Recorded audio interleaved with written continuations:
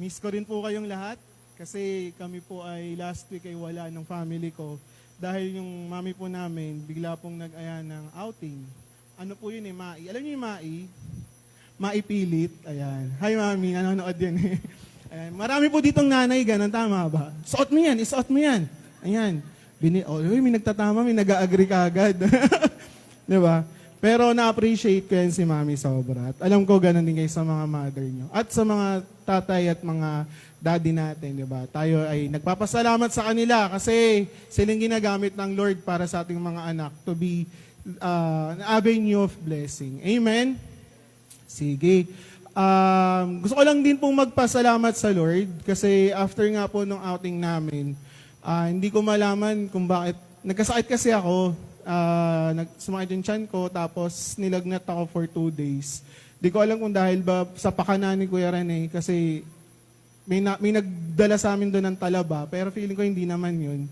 O kaya baka nainitan daw yung pakwan. As in, ang taas ng lagnat ko, pero thank you Lord kasi nawala rin naman. Hindi na ako kailangan pang pumunta ng ospital. Tapos, na-experience ako ng headache na normal naman sa akin kasi may vertigo po ako na pinagpe-pray ko na mawala rin sa Lord. At alam ko naman, by God's timing, di ba?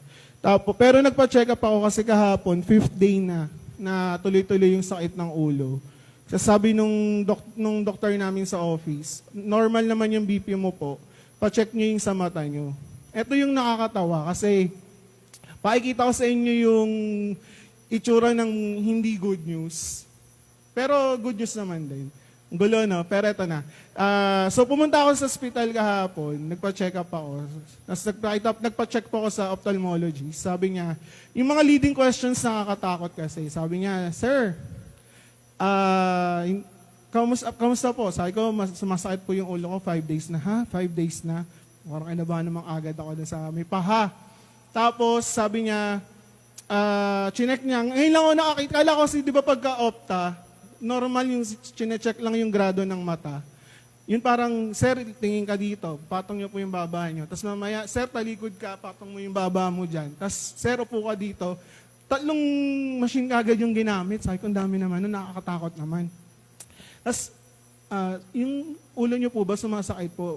Simula last year pa. Sabi ko, ba't may ganong aga? May ganong leading question. Diba? Tapos, nung umupo siya, natapos kami, gumanon. Ay ko, Sir, yung mata niyo po kasi ganito. Yung kaliwa, normal. Yung kanan, kakaiba po yung itsura niya. Hindi niya sabihin ko ano kagad, kaya parang nabibuild. Alam mo yung palabas, yung nabibuild yung tension. Sabi ko, ano kaya? Dok, ano po ba itsura? Teka, go-google ko. Ay, hindi, picturean ko na lang. Sige, Sir, balik ka po doon ulit. Talikod po kayo ulit. Di gano'n na naman kami. Pinicturean niya, yung kanang kasi ito kasing sumasakit sa part ng ulo ko, yung dito. Sabi, pinakita niya, yung mata pala natin, merong sa ilalim ng iris ata yan, may color white daw. Yun daw yung parang sumasalo ng pressure ng mata. Yung sa right eye ko, wala. Sabi niya, so sira po yung iris nyo, iba yung itsura, tas yung white nun, wala.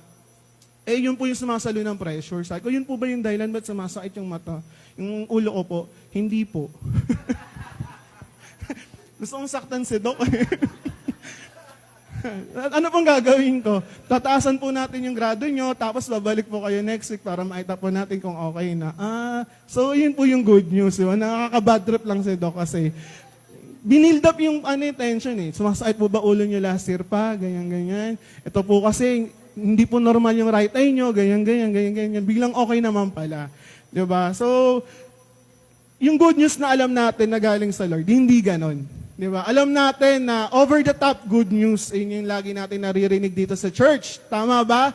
Kasi sobra-sobra yung ginawa ni Jesus Christ para lang, hindi lang siya para dun sa salvation natin for all eternity. Though napakalaki nun, pero hindi lang dun yun eh. Hindi dun natatapos yun, di ba? So, pati sa buhay natin dito, natatanggap natin yung mga blessings na yun in all aspects. Spiritual natin, financial natin, yung health natin, yung family natin, yung safety natin. Lahat yan.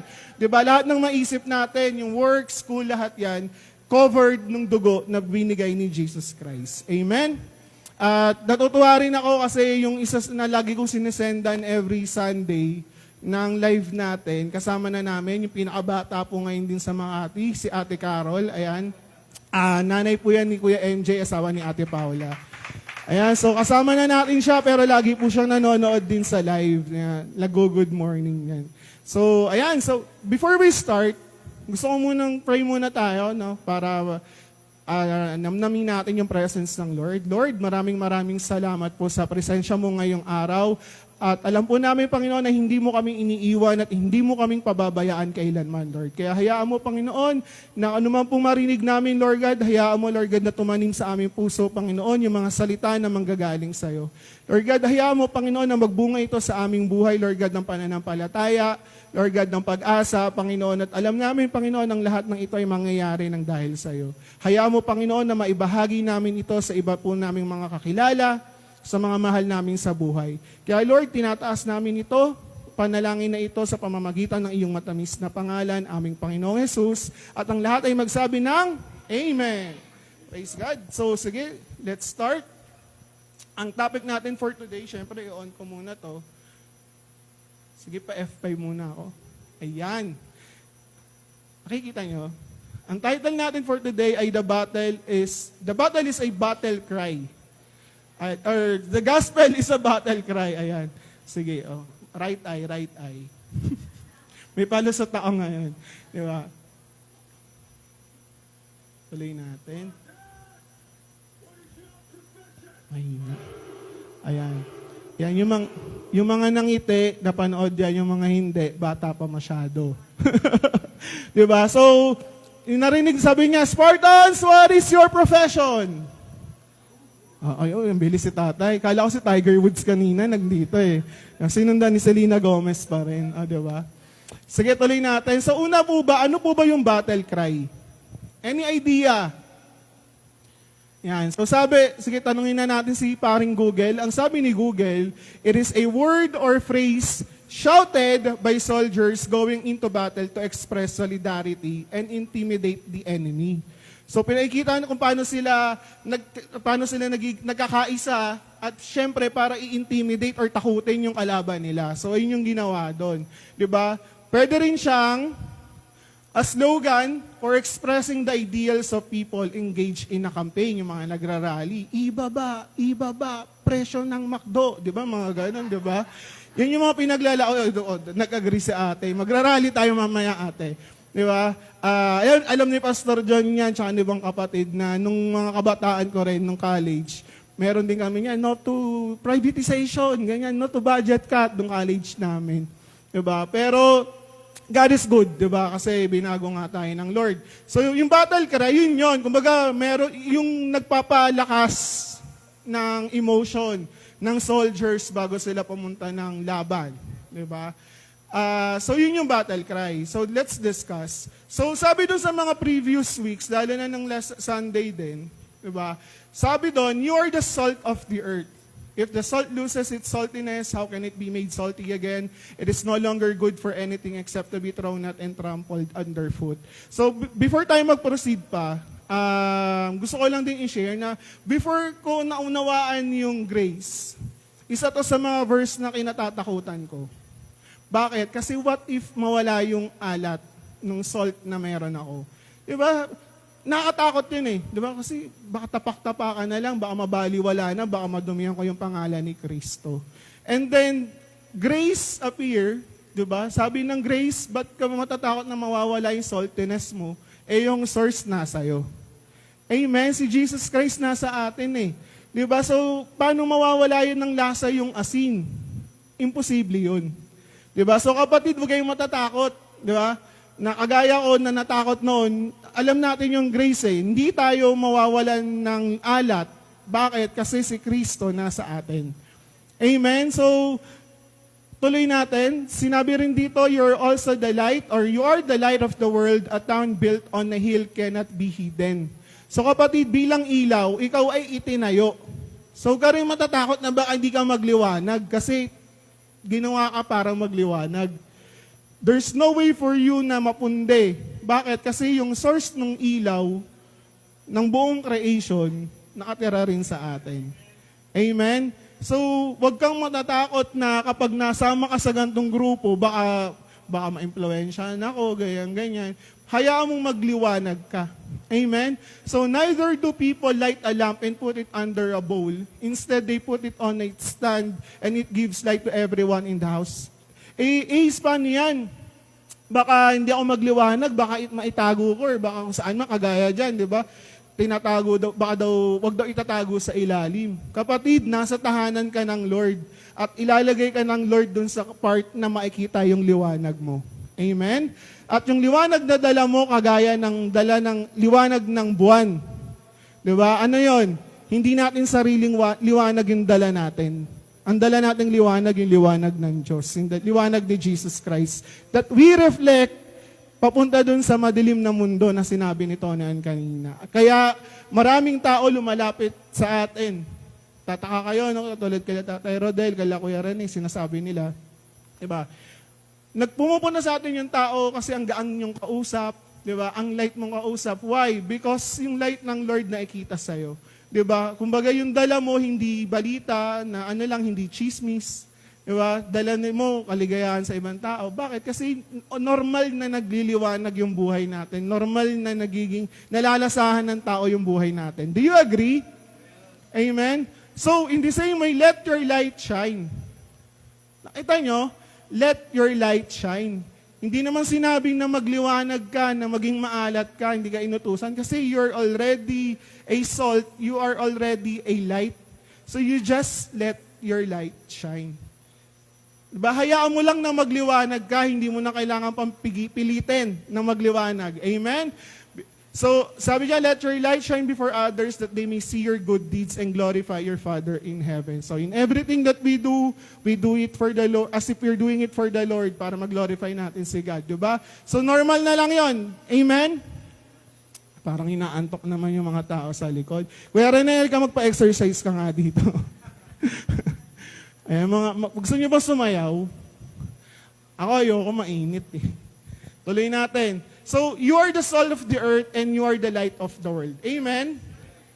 Amen. At wala ka nang ibang pwedeng gawin pa. Kung hindi, hayaan mo na lang na magliwanag ka sa harapan ng iba. Amen? And when you do, people will start to notice and say, these men who have turned the world upside down have come here too. Kapatid, naalala ko, sabi nung last week, no, yung mga disciples, di ba, they turned the world upside down.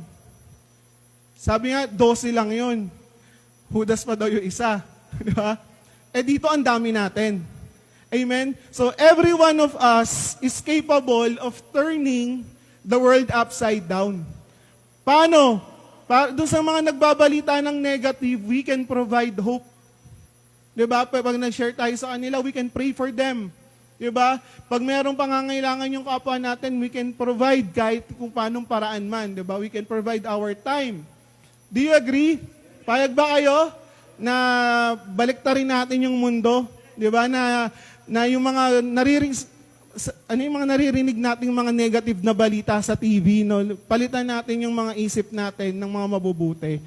Bagay galing sa Lord. Practicein natin. Kasi bilang mga tao na nasa fallen nature, di ba?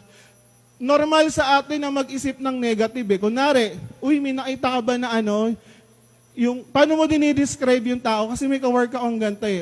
Dumaan ba yung babae na, yung maliit, tapos kulot, tapos payat, mataba, yung ganyan. Ganun agad yung sinasabi, di ba? Kumbaga, lahat kagad ng negative traits, I don't say na negative yun, pero yun kasi yung pino-point out niya. Ayun yung inililinaw ko lang po doon na. Ayun yung pino-point out niya na kaya niya yung sinishare. Pero dapat tayo bilang mga Christians, diba? Let's practice yung mga positive words. Paano? Diba? Nakita mo ba yung babae na may itim yung buhok, naka-color ganito yung damit? Diba? Pwede naman yun eh. Huwag na nating fokusan pa yung mga sa tingin natin hindi maganda. So tuloy natin. Naalala niyo yung metanoia? Ayan. Yung metanoia ni Queenie, diba? It's a change of mind. So tayo, mga transformed being. Do you agree, transformed being ka? So as a transformed being, you are destined to turn the world upside down. Amen? Pwede bang papatay yung aircon? Parang inaantok kayo. Oo, galaw-galaw nga tayo, galaw-galaw. Di ako sanay sa inyo, tahimik kayo. Magkape daw po kayo. Ayan po si Ate Dang, ang ating nagre-refill ng ating kapihan dyan. Ayan, so kape. Ayan, so as a transformed being, we are to turn the world upside down. Paano? Di ba? By influencing yung mga taong nasa paligid natin. Di ba? Again, we can share whatever resources the Lord provided para sa atin. Diba? It could be time, it could be your listening ears, it could be your shoulder dun sa mga kaibigan natin na malulungkot. Diba? It could be money if needed. Diba? Pero yun yung pagkakatawag sa atin ng Lord, baguhin yung mundo. Amen? Sa pamamagitan ng pagpapakita ng pagmamahal ni Jesus Christ sa mga tao. Amen? At sa pamamagitan nun, makakapagdala tayo ng souls pabalik kay Lord. So ito yung inaano nating battle cry. Gera yung pinag-uusapan natin, battle cry, ang lulungkot nyo. Di ba? Sige nga, mag-aw-aw nga kayo. Sige, Christians, what is your profession? Ayan, di sabay-sabay. Wala, hindi natakot yung kalaban. Natawa yung kalaban. Di ba? So, yun yung inaano natin dito. So, you are transformed beings. Tayo yung mga nasa frontliners ng Lord. Di ba?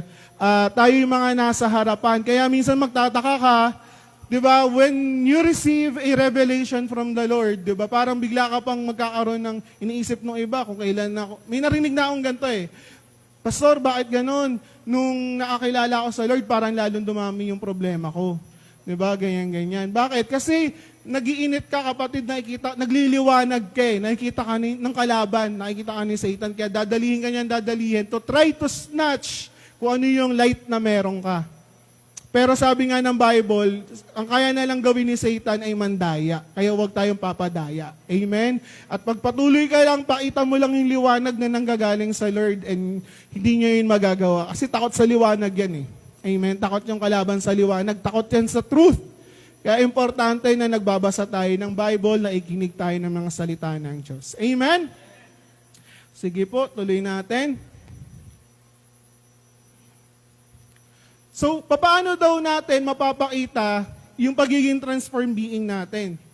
Sa pamamagitan ng sharing ng gospel. Ano ba yung gospel? Yung good news ng Lord. Yung good news, papakita natin how good the good news is. Amen? Pa-experience natin sa kanila. Paano yon? Sa pamamagitan lang kahit pagte-testify lang natin, ako, sobra akong na-blessed, di ba? Kasi, grabe yung mga pinagdaanan ng mga mamis natin, yung mga nanay. Wag yung gagawing board si Nanay Inday, ha? Baka biglang magbuntis ulit yan si Nanay Inday. Pag na-board. Diba? Hindi, pero grabe yung paghihirap ng mga parents natin para lang madala tayo dito sa earth, diba? Nandiyan yung pinagbuntis na dyan yung anak niya, diba? Nila Nanay Inday, nila at na-blanco ko. Right eye. Sorry. Sinisi yung right eye, no? So, yung mga bagay na ginawa ng Lord sa buhay natin, at kapag tinestify natin yun, it is you sharing how good the good news is. Amen? Pinakikita mo sa mundo kung gaano kabuti yung Diyos na meron tayo. Amen? So, hindi ko sinasabi na wag na kayo magbasa ng Bible, ay sabi ni Ace, pwede naman na palang magbasa ng Bible kasi testimony na lang. Paano ka mapapalakas bilang sa sarili mo if hindi ka naikinig ng salita ng Diyos? So, importante rin na punuin mo rin yung sarili mo kasi anong ibabahagi mo sa iba kung hindi ka nagpupuno ng sarili mo? Di ba? Paano ka magsasalin sa iba ng good news kung yung sarili mo hindi mo pinupuno ng good news? So, punuin mo yung sarili mo. Bakit? Kasi yun yung gagamitin mo pagdating ng araw pag may gusto ka ng bahaginan. Amen? So yung mga mabubuting balita na yan, ayun sabi, sige next year na ako iipunin ko muna. Ganun naman pala. Hindi. Di ba i-testify na natin kasi napapalakas tayo niyan eh. Amen? Ako natuwa ako at personally napalakas ako ng mga testimonies nila. Bakit? Sabi ni Nanay Inday, yung Diyos nakikinig. Amen? Nakikinig yung Diyos na meron tayo at hindi niya tayo bibiguin. Do you agree? Amen. Di ba? Bakit? Kasi alam natin yung Diyos na meron tayo, yung Diyos na nag-aalala para sa atin. Di ba? Yung Diyos na nag-effort, bumaba dito sa earth, nagkatawang tao, hinayaan na parusahan siya ng kasalanang hindi naman niya ginawa. Di ba? Mamatay para sa atin and then muling nabuhay just to prove gaano niya tayo kamahal. Amen? Kung gaano niya kamahal yung mga taong nilikha niya. Kasi nga, again, in a single snap, pwede naman niyang palitan yung tao eh. Gawa na lang tayo ng bago. Sino yung mga nagagawa dito sa mga laro? Pag na bad trip na binubura na lang, simula na lang ulit, nare-reset na lang. Pwede naman yun eh, i-reset na lang tayo eh. Pero no, di ba? May grand plan si Lord para sa atin. At ano yun? Di ba, na iligtas tayo, ipakita kung gaano siya kamahal. Diba? Though He is just, He is also a loving and faithful dad to us. Diba? Na pwede naman tayong palitan na lang. Hindi. Mahal ko yung mga yan. Kaya ililigtas ko sila. Amen? And that's the reason why nagkaroon tayo ng change mind. Diba? Nagkaroon tayo ng pagbabago sa isip natin. Bakit? Kasi pinaita sa atin ng Lord na kahit hindi tayo kamahal-mahal, pinili niya tayong mahalin pa rin. Amen? So, yun yung good news na pwede nating ibahagi sa iba. Diba? Na merong Kristo na nag-suffer at nabuhay ng muli para i-proclaim sa tao, sa Hudyo at sa mga Hentil, na may Diyos na nagmamahal sa kanila. Amen? So, yung good news natin, yung gospel natin, hindi yan yung kapag tinanggap, pag di mo tinanggap si Jesus, mapupunta ka sa impyerno. Ang dami niyan, di ba? Yung mga nagsishare, hindi nila alam, lalo nilang tinutulak ang tao papalayo sa Diyos. Bakit? Ang yayabang naman itong mga to. Di kayo naligtas. Nabay ko nababasa niyan eh. Kasi nung high school days, di ba, nung bago akong Christian, ang dami kong sinaliang group sa Facebook. Mga born again Christian Philippines, born again Christian group, mga ganyan-ganyan. Kasi I am under the impression na kapag Christian, di ba, Christian group, mafe-feed ako ng mga magagandang balita. Hindi eh. Meron doon mga nag-aaway-away lang, kaya pinaglilib ko na yung mga group na yon, di ba? Inayaan ko na sila mag-away-away doon. Di ba? Daming nagsasabi doon na kapag hindi mo tinanggap si Jesus, mapupunta ka sa impyerno. Truth yon. It's just that hindi naman yun yung gospel. Ang gospel, merong Kristo ngang namatay, nag-suffer, at nabuhay na muli para sa atin. Yun lang yung gospel. Ang simple lang. Bakit pa kailangan natin pahabain? Simulan natin yan sa Eva at Adan. Diba? Nung panahon ni Eva at Adan, diba? Tulog yan. Christian nga natutulog kapag may diba? Hindi pa Christian. Diba? So, importante na malaman natin sa puso natin, sa isip natin, kung ano ba yung good news. Dapat alam natin yun. Diba? At yun nga yung si Kristo na matay at muling nabuhay para sa atin. Amen? Palakpakan naman natin si Lord.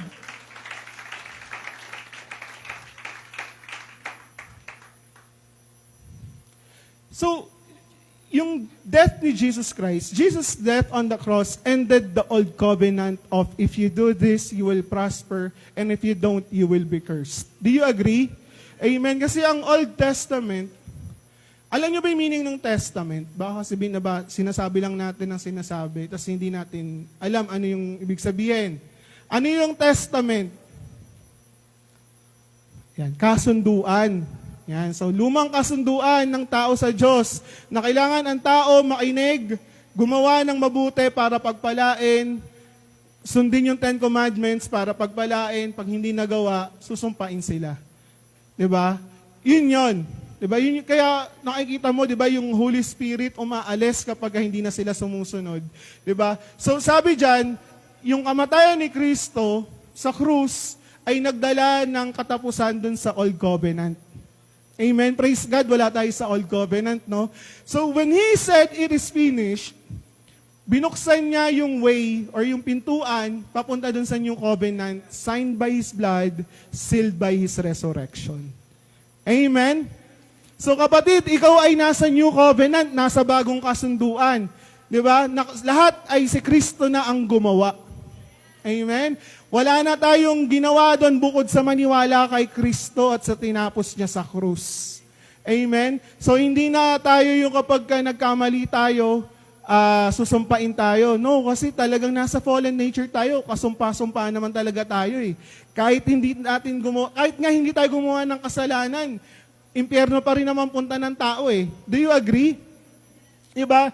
So, ngayong nasa New Testament tayo, nasa kasunduan tayo kay Kristo, siya na yung gumawa para sa atin. At naintindihan niya tayo ay nasa fallen nature. Kaya nandiyan yung Holy Spirit to guide us. Diba? Pinrovide niya sa atin yun. At hindi na tayo nalilimitahan ng mga bagay na nagawa natin in the past, nagagawa nating mali in the present, at magagawa natin in the future. Bakit? Kasi binanal na tayo ni Jesus Christ. Amen? Tayo ay binabalutan na ng dugo nung Kristo natin, nung tagapagligtas natin. Diba? So wala na tayong magagawa pa na makakapagpaalis ng kaligtasan natin, nung pagmamahal ni Jesus Christ. Amen? Sige po, salamat po dun sa tatlo. Oy, nag-apat na nag-amen. Amen? Ayan. Sige, bahala kayo. Si Kuya Rene, nagre-ready na sa likod, do. Pag yan, nagpasayaw yan, bahala kayo. Walang sisihan. So, no more do this and do that. You just let your light shine. Amen? Kailangan mo na lang magliwanag. Hindi mo na kailangan pang gumawa ng kung ano. Bakit? Kasi natural na lang na magliliwanag ka kasi isa kang liwanag. Amen? Ang hirap naman sa araw kung utusan pa natin na magliwanag siya. No? Kung makalimutan, yari na. Diba? So, mga kapatid, maikli lang naman po yung pinrepare natin ngayon. Tiisin nyo na lang ako kausapin. Diba? So, wala na tayong kailangan pang gawin. Amen? Bakit? Kasi nga, ginawa na ni Kristo para sa atin. So may napanood akong video sa Facebook. Sabi doon, bakit daw kailangang mamatay ni Kristo sa cross, sa puno? Kasi daw yung unang pagkakasala ng tao ay sa puno. Doon niya daw tayo ni-redeem. No? Na talagang lahat ng ginawa sa Bible, lahat ng nakasulat sa Bible, or lahat ng ginawa ni God, hindi aksidente. Lahat may purpose. Do you agree? No? Lahat kapag nandoon ka na sa dulo, makikita mo na, uy, ang galing ng Lord, no? Na talagang sakto lahat. Amen? Pinakita niya doon yan doon sa Noah's Ark. Diba? Kasi, biruin mo, si Noah na hindi naman nakakita pa ng barko sa buong buhay niya, na nakatira na taga-bundok, pinagawa niya ng arko, pinagawa niya ng malaking barko, no? With precise measurement. At nung dumating yung baha, hindi ito lumubog. Nung dumating yung bagyo, hindi yun lumubog. Sobrang perfect ng pagkaagawa ng barko. Di ba? Kaya ganun din yung Lord sa buhay natin. Kahit tayo meron akong nabasa dati, nag-experiment sila. Lahat nung elements na matatagpuan sa katawan ng tao, carbon, oxygen, nitrogen, at kung ano-ano pa, di ba? Tinry nilang pagsama-samahin sa isang lalagyan. Hulaan niyo ano nangyari? Sumabog. Di ba? Ibig sabihin, yung measurement na meron yung katawan ng tao, ng mga components na yun, ng mga elements na yun, saktong-sakto. Di ba? Kaya nagkaroon ng buhay. Alam nyo ba na 2% lang ng atmosphere natin ang oxygen? At karamihan ay nitrogen. Sobrang konti lang ng oxygen kasi kung imaginein mo kung marami ang oxygen sa paligid natin, nagsindi ka ng posporo para kang sumisunog kagad, posporo lang gamit mo. Di ba? Hindi nagulat ka, no? So, yung binigay sa atin ng Lord, sakto dun sa pangangailangan natin para mabuhay dito sa earth. And He did that before pa tayo gawin, bago pa gawin si Eva at Adan. Kasi alam na niya yung pangangailangan natin. Amen? Pinrovide na niya ang lahat bago pa man tayo pumunta dito sa mundo. Diba? Nakahanda na yung plano niya sa'yo bago pa man tayo ipinanganak.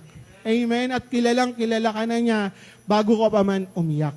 Amen? Nandiyan lagi si Lord.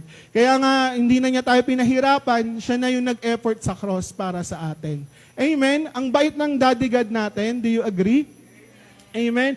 Ang bait-bait ng Diyos natin. Kasi kung tutuusin, sabi nga natin lagi dito, no, we don't deserve it. Diba? Kaya nga siya naging grace eh. Binigay sa atin yung isang mabuting bagay na hindi naman tayo deserving. Diba? Pinagkaloob sa atin yung buhay niya, pinagkaloob sa atin yung langit, kahit hindi naman, kahit pang impyerno lang tayo. Sabi nga nung nasa jeep, diba, upong 7 lang. Kung mag-uupong impyerno tayo, doon na tayo pupunta lahat. Pero God provided for us, diba? Siya yung nagbayad para sa atin. God is good! And all the time, amen. So tuloy natin. Now, our heart's battle cry is, one more time, children. Sabay-sabay. 1, 2, 3. Now, our heart's battle cry is, I am saved because of Jesus. When the, sige. Sorry na. Dinagdagan ko eh. When the devil say, I have nothing, now our heart's battle cry is, I am blessed because of Jesus. So pag sinabi ng kalaban, sinabi ng demonyo na ikaw ay wala kang mararating, wala kang kahit ano, you are blessed because of Jesus. Again, the battle cry's purpose is to bring confidence dun sa nagsasabi nito. So the moment na nalulungkot ka, nadadown ka, just remind yourself ng mga magagandang balita na pangako ng Lord. Kagaya nito, that we are blessed because of Jesus. Hindi dahil sa mga ginawa natin, but only because of Jesus. Amen? When I am feeling restless, feeling ko aligaga ako, hindi ako mapakali, nalulungkot ako, natatakot ako, kung ano man pwedeng mangyari in the future. 7 years na, hindi pa rin ako nagbubuntis. Pero ang battle cry ng puso natin, ano? Amen. Diba? So if you're feeling restless, just tell yourself, I have the peace of Jesus. I have the Prince of Peace with me. Amen?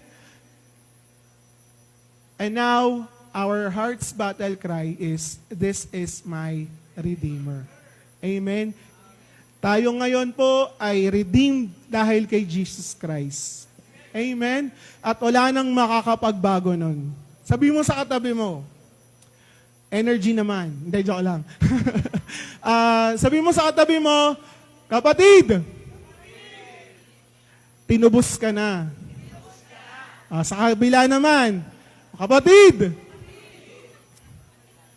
busog ka na ba?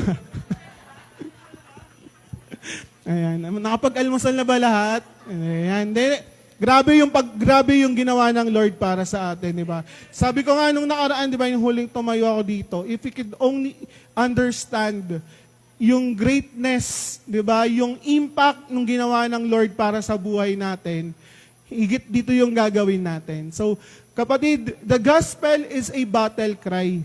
Yung mabuting balita is a battle cry for us. Di ba? Para marinig ng mga kakampi natin, di ba? Tayong mga Kristiyano, na, uy, mabuti talaga si Lord. Bakit? Kasi may sumisigaw ng battle cry niya. At para matakot yung kalaban at tantanan tayo, uy, wala akong kapangyarihan sa taong to kasi alam niya kung ano yung pinaglalaban niya. Amen? Diba? So, yung battle cry natin is the gospel na na-receive natin, and that's the very gospel na maririnig ng mga tao sa paligid natin. Lagi natin sinasabi dito, non-Christians o yung mga hindi naman natin hindi pa nakakakilala kay Lord, hindi naman nagbabasa ng Bible. Tama? Diba? Meron man, pangilan-ngilan lang for the sake of gaining knowledge, diba? Pero tayo mga Christians, tayo yung binabasa nila. Tayo yung inoobserbahan nila. So when you do good things, you're glorifying God. Di ba? At yung good things na yun, normal na lang na dumarating. Bakit? Kasi yun yung epekto ng pagkakaligtas natin. Amen? Amen. Amen. So, tapusin ko dito sa kwento. Meron akong napanood sa Facebook na video. Hindi siya Christian-related post. Meron lang ni-reveal si Lord sa akin dun sa part na yun. Sabi dun, yung tao na to, mayaman sobra. To the point na namimigay siya ng gold. Tsaka ng silver. Sabi dun, naglagay siya ng gold doon sa lalagyan. Legit na gold, an ounce of gold. Tinignan ko gaano kabigat yung ounce, isang 1 ounce ng gold. 32 grams. Magkano ba 1 gram ng gold ngayon? Ano po? Sige, magkasundo po tayo. Magkano po? 3,500. Imaginein mo. So, 32 times 3,500. 3,500 na lang natin para madali. 112,000 pesos. Pinamimigay niya. Yung iba, skeptic, bakit kasi mamimigay ng ginto to? Anong pinamimigay nito, di ba? Diba? Hindi nila tinatanggap. Pero siya, confident siya. Okay, ayaw nyo. Bahala kayo. Bigay siya sa kasunod. Anong pina-point out ko dito? If you know kung ano yung pinamimigay mo, ano yung binabahagi mo, hindi ka papa-apekto negatively kung hindi ka pinansin. Amen? Kagaya kung paano tayo nag-share ng gospel. Ayaw nyo tanggapin? Okay, sige. Lipat tayo sa kabila. Share natin din sa kabila. Diba? Balikang ita nasa mood kang mainig. Diba? If you only understand kung ano yung kabutihan ng Lord, diba, na sinishare natin, nandiyan dyan yung kapangyarihan ng Diyos. Sabi sa Bible yan eh. If yung power ng gospel, diba, matindi yan. Kaya niya magbago ng buhay. Diba? Kaya niya magligtas ng tao. Sabi sa kanta, okay, nakalimutan ko yung sinabi sa kanta, I'm forever changed. Diba? Pag kantahin ko, alam mo naman boses ko, Ate Racing. Diba? Forever I am changed, I will never be the same. Kapatid, yung gospel na dala-dala mo, yung good news na dala-dala mo, can change a person's life. Diba? Pwedeng baguhin yan yung trajectory ng buhay niya from hell to heaven. Diba? Pwede mong baguhin yung buhay niya na dating laging sawi, ngayon laging wagi kay Kristo. Diba? Bakit? Kasi ganun kabuti yung balita na dala mo. Kagaya ng tao na nagbibigay ng gold. Diba? Na hindi tinatanggap ng mga taong pinagbibigyan niya, yun din yung dala-dala mo. Mas higit pa nga sa ginto kung tutuusin. Diba? Mas higit pa sa 112,000 yung dala-dala natin. Diba? At higit dyan yung dala-dala mo. Tatandaan mo yan palagi. Amen? So bakit natin binabahagi ito? Kasi kapatid, yung pinag-aaralan natin dito, it's not just for us. Diba? Para rin to dun sa mga tao na kailangan din nating i-sharean at kailangan ding makarinig ng mabuting balita. Amen? Diba? Kasi, sabi nga natin, papalapit na ng papalapit yung araw ng pagbabalik ni Jesus Christ. Kasi dumadami na nga yung mga nagpapanggap na sila ay si Kristo. Buti na lang, niremind tayo ni Jesus Christ na mga bulaan yung mga yon. Kasi bakit? May mga pa-date pa nga eh. Oh. Meron pa kinabahan may mga nabasa akong post nung eclipse. Sino yung mga nagtago nung eclipse? Hindi ko napapangalanan si Ate Paula.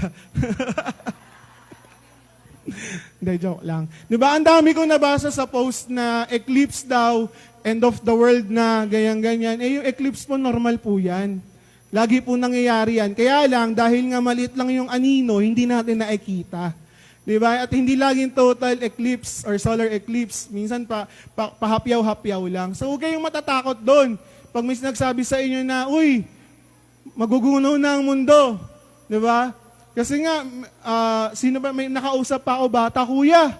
Sabi nila, 11 o'clock daw, 11 p.m. daw, yung solar eclipse, ganyan-ganyan, eh hindi naman dumating. Eh, gabi yun eh. Wala talagang araw sa gabi, sabi ko. Ganyan-ganyan. Huwag kayong magpapaniwala sa mga maling balita. Diba? Kasi sa US po dumaan yon, hindi nga buong US na ang ite, yung part lang eh. So, huwag tayong matatakot kapag may nagsabi na magugunaw na mundo. Bakit? Kasi kahit magunaw man yung mundo, yung pinagtutungtungan ng mga paa mo, eh yung pinakamatibay na pundasyon sa lahat. Amen? Si Jesus Christ. Amen? Kaya wag kang matatakot na yung mga ganyang balita. Actually, noong 2012, natapos na rin po yung mundo. Diba? May balita rin nun yung sa Mayan calendar daw. Diba? Marami ng beses po natapos yung mundo kung pakikinggan natin yung mga tao. Kaya wag nyo na, tama na. Diba? Hayaan nyo na sila magkagulo, pero ikaw payapa ka lang kay Kristo. Bakit? Kasi safe ka na eh. Hindi mo na kailangan pang mag-worry sa magiging kalalagayan natin. At hindi naman tayo pababayaan ni Jesus. Amen? Kasi grabe nga yung pagmamahal sa atin, tapos pababayaan ka lang. Hindi yun mangyayari. Do you agree? Amen. So the next time that you share the gospel to someone, diba, wag kang malulungkot if they rejected yung shinare mo sa kanila. If hindi ka sinin nung pinag-sharean mo sa messenger nung sinend mo. If sininzone ka lang, diba? At kung ano-ano pa. Bakit? Kasi mas matindi. Sila yung nawalan. At ikaw hindi ka naman nawalan eh, di ba? You can still share to someone else na may gusto. Amen? At huwag mong pipigilan yung sarili mo, hindi lang sa kaklose mo. Pwede mo i-share yan sa lahat, di ba? Kasi you never know na kung sino yung maliligtas dahil doon sa ginawa mo. Again, short testimony lang. Ako na-sharean lang naman ako dahil sinamahan ko lang yung mama ni Sensen kunin yung USB. Imagine, sabi lang ni Mami, Nak, samahan mo si Tita Marivic mo, kunin yung USB kay Kuya Roland. Kasi that time po, yung congressman namin ngayon sa District 1, sa Makati, nanalong vice mayor. So, pinakuha yung USB, magpapaprint ng tarpaulin. Naglalaro kami ng basketball dun sa kasi may court po dun sa area namin. Lalaro kami basketball, pinatawag ako. Habang naglalakad, sabi lang sa akin ng Tita Marivic, Nak, gusto mo bang umattend ng tinawanan ko pa nga. Sinabi ko pa kay Mami, Mi, ano ba yung pinasama mo sa akin? Alive. Ginano ko pa nga. Alam na ni Tita Marivic to, okay lang yan. Diba? Alive. Tapos, di ko naman malalaman na, di ba, na itutuloy-tuloy pala ng Lord, papakita sa akin yung pagmamahal niya. Kaya ngayon, dito kasama yung mga family ko, di ba? Yung mga kapatid ko nandiyan dyan, serving the Lord. So, huwag tayong mamimili ng gagawa ng mabuti. Huwag tayong mamimili ng pagbabahagi na ng mabuting balita ng Lord. Bakit? Kasi pwedeng yung sisharean mo ngayon, pwedeng gagamitin ng Lord yan to spread the gospel pa ng mas malaki pa. Amen? Single fire. Yung fire na meron ka, binahagi mo sa iba, pwede yan mag-cause ng mas marami pang fire sa paligid natin. Amen? Kaya wag na wag tayong titigil, wag na wag tayong mamimili ng babahagi na natin. Amen? And kapag dumating sila sa Lord, pumunta sila, umattend sila, gawin natin yung mga ginagawa ng mga kananayan natin dito, tanggapin na po natin yung mga kananayan na huwag na kayong ma-offend. Di ba? Na kayo'y nanay na. Dati kasi noon, nung umattend ako noon, gulat ako, may pakis. Sila Tita Tata, tsaka sila Tita Marivic, may payakap. Ay, sino ba tong mga to? Diba? Hindi ko naman sila kilala doon eh. Tapos, kasama ko si Maan, unang umattend, sabi ko nga, diba, sa bahay namin, ayoko umattend kasi noon, natulog pa ako. Tapos pagising ko, nandoon pala sa bahay namin yung service. Kasi may malaki po kaming part doon sa bahay namin, pinagpapraktisan nga po namin kapag nagpapalabas kami. Doon nag-service. Ayan, si Kuya Hek nandoon, tapos si Pastor John. Si Kuya Hek yung nag-share sa amin nung araw na yon. At nung after 1 hour ata yun, or mag 2 hours, di ko na maalala, sabi nung MC, sige po, let's proceed sa opening prayer. Magdadalawang oras na yun, opening prayer pa lang, Maan. Yun pala, offering prayer. Ayan. So, kinabahan kami ng konti, pero naintindihan na offering prayer pala. Diba? Pero tawa kami ng tawa ni Maan nun. Kasi si Maan, partners in crime ko yan eh. Lahat ng kalokohan namin nung high school. Mula nung bata kami actually sa crib. Ayan, kasama ko na yan. Kaya, sabay din kaming nakakilala kay Lord. Diba? At nagpapatuloy kay Lord. Amen? So, yun yung testimony nung nasharean lang dahil naglakad kasama yung USB. What more pa yung pinag-investan natin ng oras, yung pinag-investan natin ng moments ng buhay natin na talagang share natin sila. Darating yung araw, kikilala yan kay Lord. Amen? Darating yung araw na kasama mo yan magpupuri kay Lord. Darating yung araw na yung tao na yan, ay magpapasalamat sa'yo at sasabihin na buti na lang, shineran mo ko. Diba? Thank you sa buhay mo sa pamagitan ni Lord. Amen? So, palakpakan natin yung mga taong nag-share sa atin.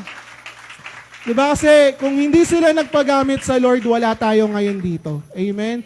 Whether magulang mo yan, kaibigan mo yan, kapatid mo yan, at kung ano mo man yan, mabuti sila sa iyo. Bakit? Kasi pinaita nila sa iyo yung pagmamahal ng Lord. Amen? Sa pamamagitan ng pag-share ng gospel sa atin. So the next time that you're feeling down, remember all the good things that Jesus made you experience. Amen?